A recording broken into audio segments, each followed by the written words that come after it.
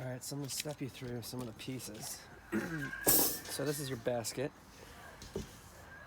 This goes in the grain basket. Take this off first. What you do is you connect this like so. All right. And this actually, you tighten this up. This goes in here like this. It's kind of tricky to get in. I'll show you like some tips and tricks, because what you see once you put it in, it starts to come off. I'll show you the tip to try to get it in there nice and easy. What happens is this sits at the bottom like that. Actually, that went right in. And then you put this in, right? And that's where your grain goes in. You put that right in the unit itself, like that. I'm just showing you like the different things in here first, different pieces to it. You also have your filter. I could show you how you can actually mod it. I modded mine. I'll actually show you the link how I did it for this. This was like 10-15 bucks. This works way better than this in terms of the filter.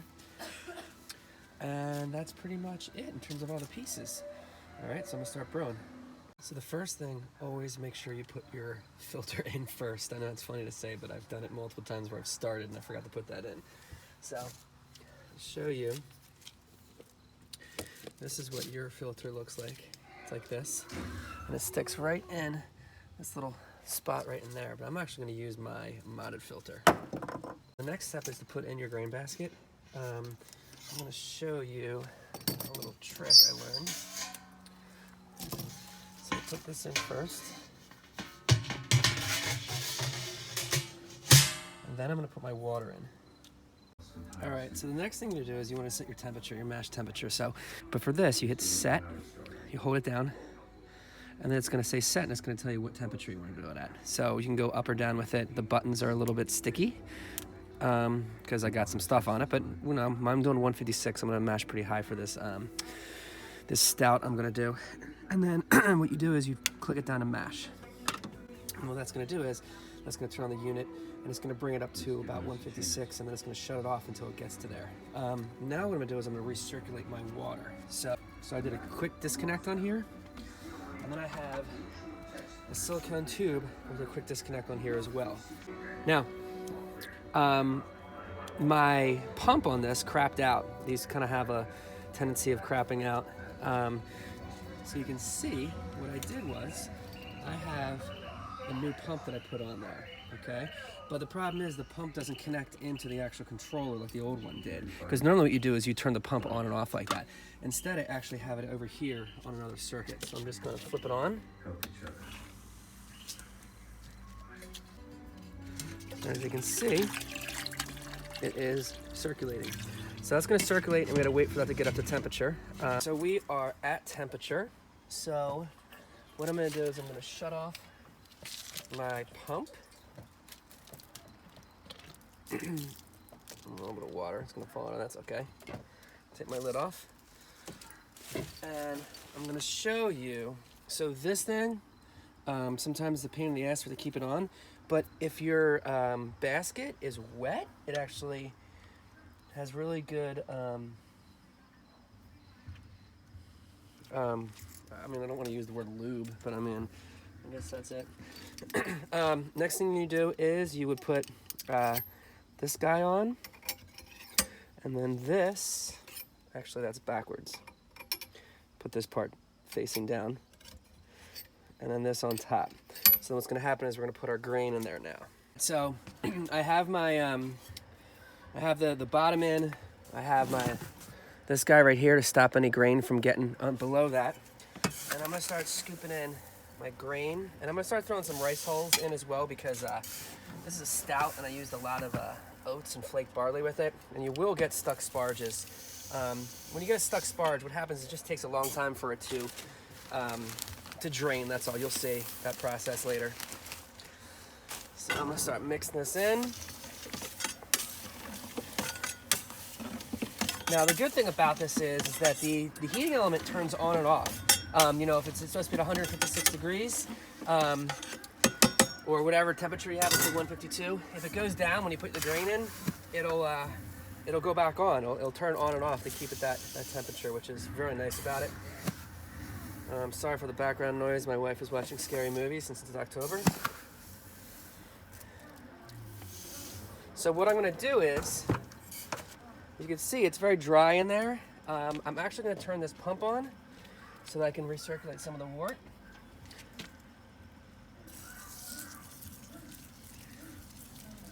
It's actually a nice technique to do. Because it's a replacement pump, it actually is, it's a little too good of a pump. So what happens is it like pumps out so fast where the old one was a little bit slower. Because of that, you'll see that there's times where it won't pump any of the liquid out because it's working too fast. So I'll turn this off. I'm actually going to keep that in there. As I mix it, it won't hurt anything. So I'm actually going to need extra water for this. But what I'm just going to do is I'm going to keep on mixing it in until I see that I'm running low on water, and then put some in. I typically just put cold water in. You can heat up water if you want. I just put cold water in because, the heating element is going to turn on. Let's see if I can get away with this, or if I'm going to need more water just to pour in.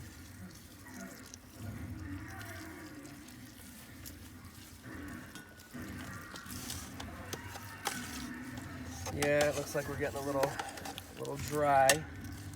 It's fine.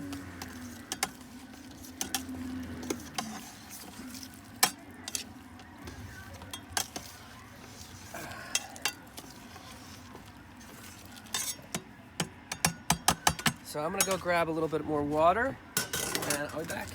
Grab some more water because this recipe actually calls for about 5 gallons, and I just started with like 4.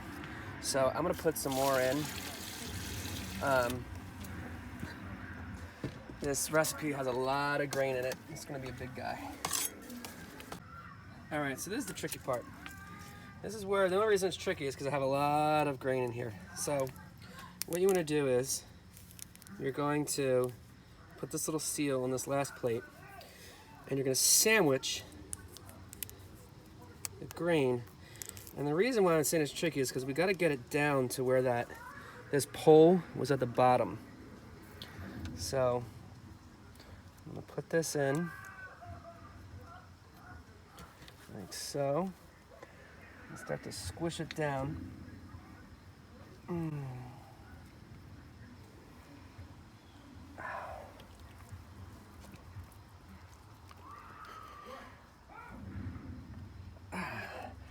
What's going to happen is you want to get, oh good, I can feel it. That's good. Is to get, hold on.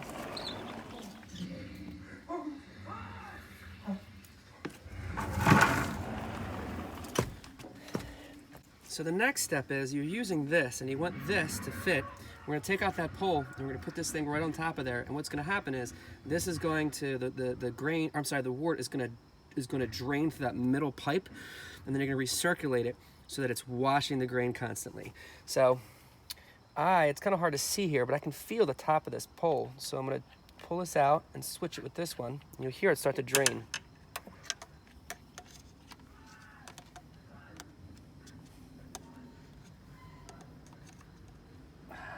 So pull that up just a little bit so I can do this.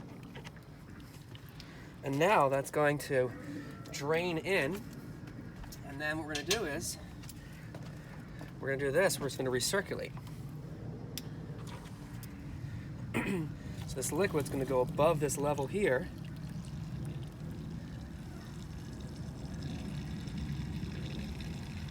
it's going to start to recirculate then. If you look, you can see our temp. Okay, we're at 144 right now because I put that cold water in, or 142. So what I'm going to do is I'm just going to let this recirculate, and then once I get back up to my mash temperature, then I'll set my timer for my mash. And the good thing is with this thing, the efficiency is like crazy. It's like you can get like in the 90s. Now, one thing I'll show you, I talked about the replacement pump. You see how see how it's starting to not come out as strong? it's because it's working too fast. It's like too good of a pump. So what I tend to do is I come out during my mash and I turn it on and I turn it off. I turn it on and I turn it off just to recirculate a little bit. So I'm gonna turn this off so it lets more build up at the bottom. And I'm going to put my lid back on, like this.